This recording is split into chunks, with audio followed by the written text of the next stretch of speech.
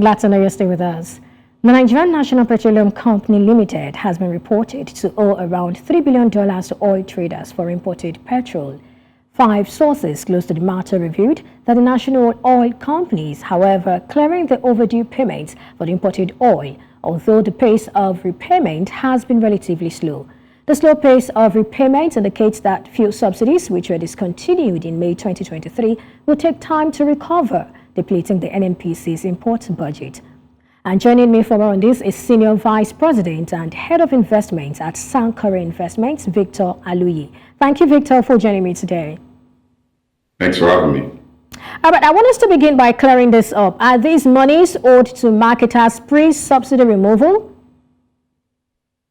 No, they're not, because pre-subsidy removal, over the last couple of years, essentially, the NNPC has pretty much remained the sole importer of PMS, refined petroleum products. So these are not monies that predated the removal of subsidy, because like I said before, then the NNPC was essentially the sole importer. So these are monies that have been sort of accumulated after the removal of subsidy, which at some point sort of became untenable because of number one, the movement in FX, and obviously only recently what we've seen in oil prices as well. If you recall, you would see that the pump prices really have barely moved since the removal of subsidy. So it again is to say that these prices have sort of remained somewhat subsidized, and those subsidy monies, essentially what is creating that difference that is pretty much being owed right now. All right, so well, basically looking at this particular issue now, first, let's stay a bit on this subsidy conversation. The NNPC had said that, there is no subsidy whatsoever, adding that, it sort of recovers the full cost from the products being imported. Now, what does this mean essentially when you're saying you're recovering the full cost from products being imported? And then could this be what is responsible for the delay in payment? So the thing is this, right? So if you look at when subsidy was removed, prices went from about 100 naira plus to over 500 naira. Now, in the aftermath of that removal, we've seen, you have to look at, there are various components of these products that are imported. The FX component is a major part of it, because these products are quoted or imported in US dollars. As the naira weakened against the dollar, it obviously became more expensive from a naira perspective to bring these things in. So even the pump prices obviously needed to be adjusted, but obviously because of the most likely social implications that could have, the government opted not to make that adjustment. And in the absence of that adjustment, the difference needed to be paid, right? So that difference is what we're talking about now, when that has not been paid over the last couple of months. And with the sort of gains that we're seeing with the naira situation over the last month or so, I think it's provided some impetus for the NNPC to start clearing that up as well. So I think that's the situation we're pretty much in and where we find ourselves right now. Okay, I want us to get this correctly. What you just talked about, is it the same thing with, what NNPC said, talking about them recovering the full cost from the products being imported? Is that another word for subsidy payment? What exactly what exactly is happening? We need some form of transparency to understand what we're talking about now. I just explained what exactly is going on, right? Whether they are recovering or whether it's the semantics they're using there. Exactly. So it's that semantics. I want us to nail it on the head. What exactly is happening? Are we saying that, the federal government is still paying subsidy removal, even though it calls it some form of recovery and all of that? So like I said, since subsidy was removed, the prices really haven't. However, the naira has weakened significantly against the dollar. Like I also said, these products are priced in dollars. So if the naira has weakened, the prices ought to have moved. If you look across West Africa, the prices that they are paying significantly higher than what we're paying. So clearly that difference has to be paid in some way, shape, or form. Whether you want to call it subsidy or something else, that's a different thing entirely. But that difference has to be paid. We're not paying at the pump the full price of what is being imported.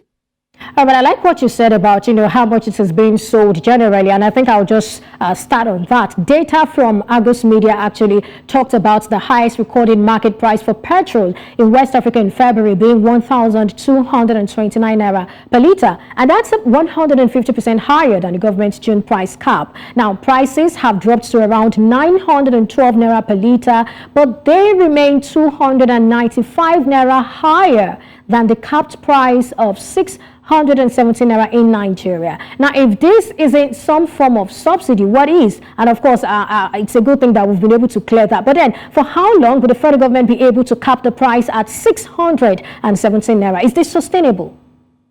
I mean, it really remains to be seen, right? One of the major challenges that really has led to that is the FX situation. I mean, when the administration came to power, May of last year, FX was around 600, 700 thereabouts, right? So right now, we're around 1.2. Now, if the policies that the CBN has continued to pursue, if they continue to produce gains and we see the Naira sort of gain against the USD and get to a point where, it really makes a lot of sense, then we see this model remains sustainable. But if there is a breakaway, like a situation where we had earlier in the year, where we had 1,800, if that situation had continued, then obviously this would not have been sustainable. So because of the gains that we have seen on the FX front for the Naira, I think that, it's basically put us on a path that is sustainable, such that, before the year runs out, it is likely that what the government is needing to pay in terms of that difference is not much. Again, you have to then consider the international price of crude oil, which has been on the ascendancy over the last couple of weeks. So that's another factor as well. But I think that once that FX side is significantly dealt with, it will help very, very much to ensure that difference really isn't much and doesn't remain a problem for very long. Speaking of FX, are you confident that we're on the right path? Are you confident that, this stability will be sustained? Absolutely, I am. I mean, I think that the monetary authorities have taken the right decisions, albeit tough and difficult. But I think that the tightening stance that they are on, I mean, we've seen some of the results already. We've come from about 1,900 to about 1,200 thereabout. Again, there's been better liquidity where the Apex Bank is now being sell to BDCs to essentially control the retail part of that market. A number of circulars have also come out that will ensure that supply continues to improve. I think that if they stay on the cadence of what they have been doing, this would certainly, be sustainable in the near to the medium term. All right, so do you see any impact as a result of these monies that are being owed marketers? I mean, does it have any impact either for the economy, NNPC, or even the marketers? I mean, it does. It typically would have had, a more debilitating impact if, for instance, the FX situation had not sort of come under some kind of control. For instance, if we're now doing 2005 or whatever to the dollar, it will become a much more difficult situation for the government to sort of manage. You're going to be requiring even more resources to try and plug that gap, and that could create, significant problems. But I think that with the sort of gains that we've seen, it puts us on a path where, this can certainly be better managed. But make no mistake, it was important that, that subsidy move was made at this time in the history of our economy to really put us on a path from a fiscal standpoint that is truly sustainable.